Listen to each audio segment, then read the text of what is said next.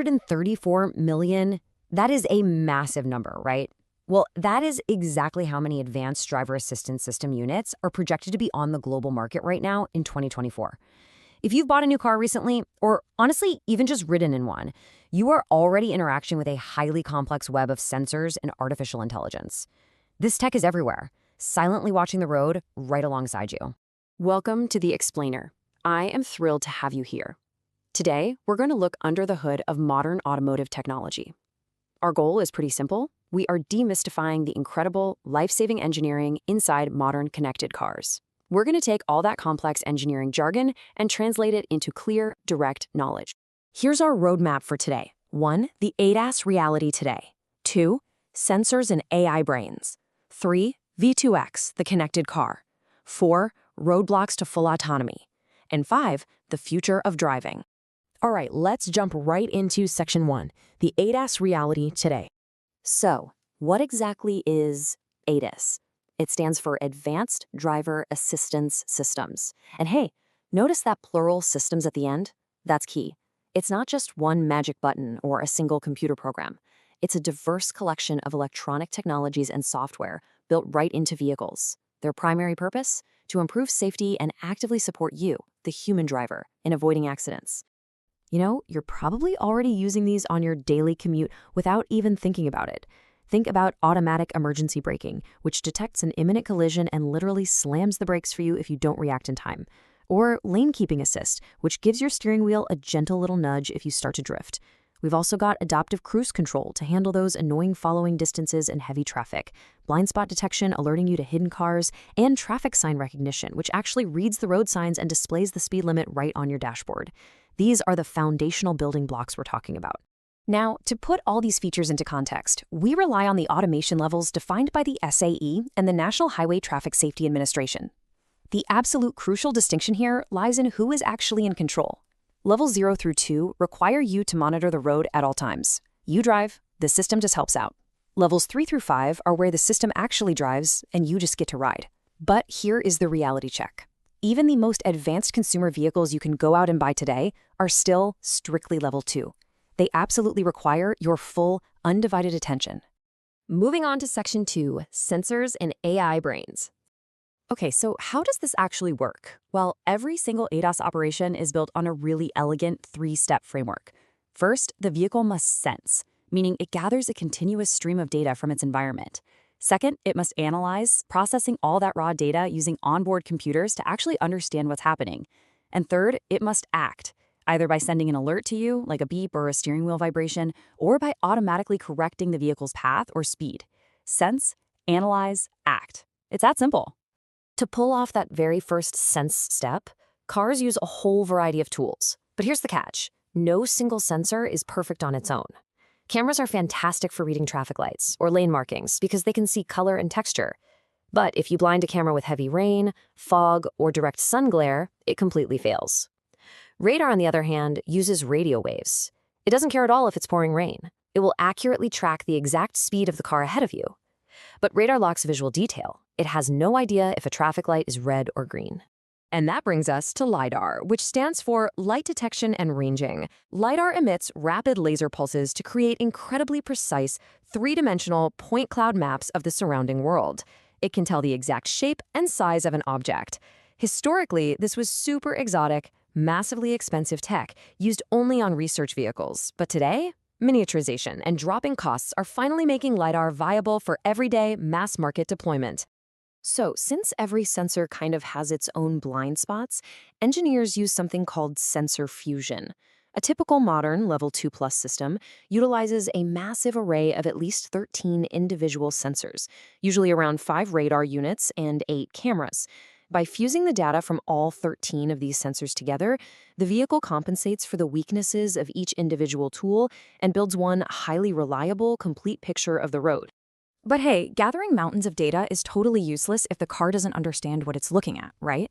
That is exactly where the AI brains come in.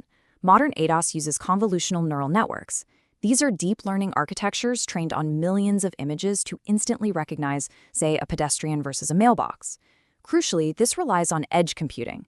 The safety-critical decisions are processed locally, directly on the car's chips, We're talking about processing millions of data points in milliseconds to make split-second, life-saving decisions without ever waiting for a cloud connection.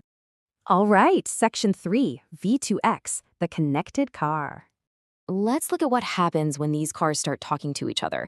We call this connectivity V2X, or vehicle to everything.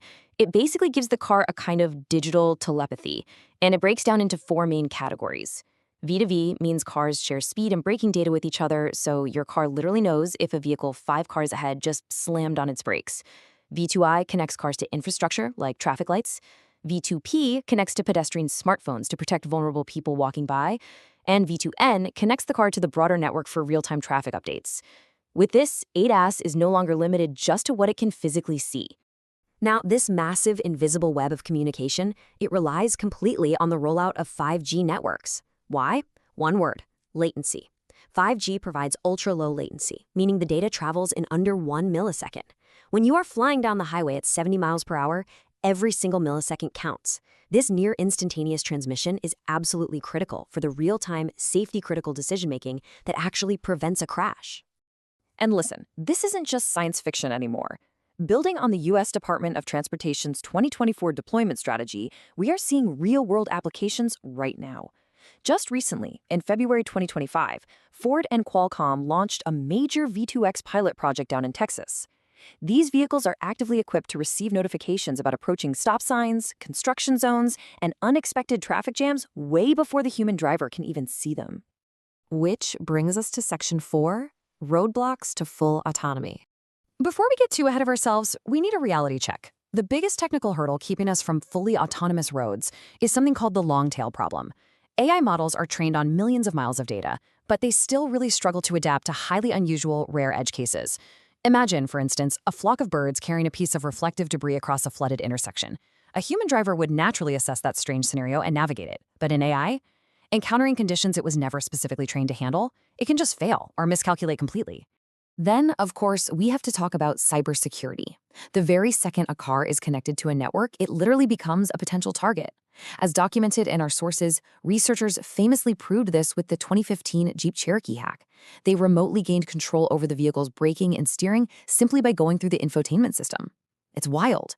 Today, the industry is constantly battling threats like sensor spoofing, which is sending false signals to radar, and fighting to secure internal vehicle networks against malicious attacks.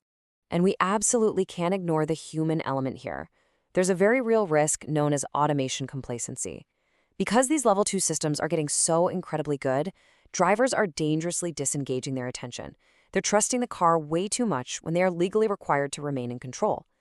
And that brings up a massive, messy regulatory gap. When a highly automated vehicle does inevitably crash, the legal frameworks around who is actually liable are still incredibly fragmented all over the world. Finally, Section 5, the future of dreading. So where is all of this steering the automotive industry? Well, the trajectory is pretty undeniable. The global ADAS market is projected to nearly double, jumping from that 334 million units in 2024 to an estimated 655 million units by 2030. This staggering growth isn't just because consumers want cool features. It's being heavily fueled by aggressive government safety mandates. For example, the European Union's 2024 regulations actually require advanced safety features on all new cars. The technology is simply becoming mandatory. Because of this, the very nature of cars is fundamentally changing. The industry is rapidly shifting towards software-defined vehicles, or SDVs. This means the car is essentially a platform. Its capabilities aren't just frozen on the day it rolls off the assembly line. Through over-the-air software updates, your car will continuously learn, update, and improve its safety features over its entire lifespan. Honestly, it's a lot like how your smartphone gets a brand new operating system overnight. Which leaves us with a pretty massive question to chew on.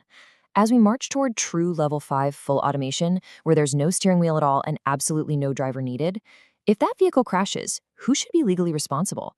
Is it the passenger, the manufacturer who built the hardware, or the software provider who coded the AI?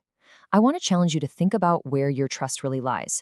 Please drop your thoughts on this down in the comments. I'd love to read them. And hey, if you found this explainer helpful, hit that like button and subscribe for more deep dives. Thanks so much for learning with me today.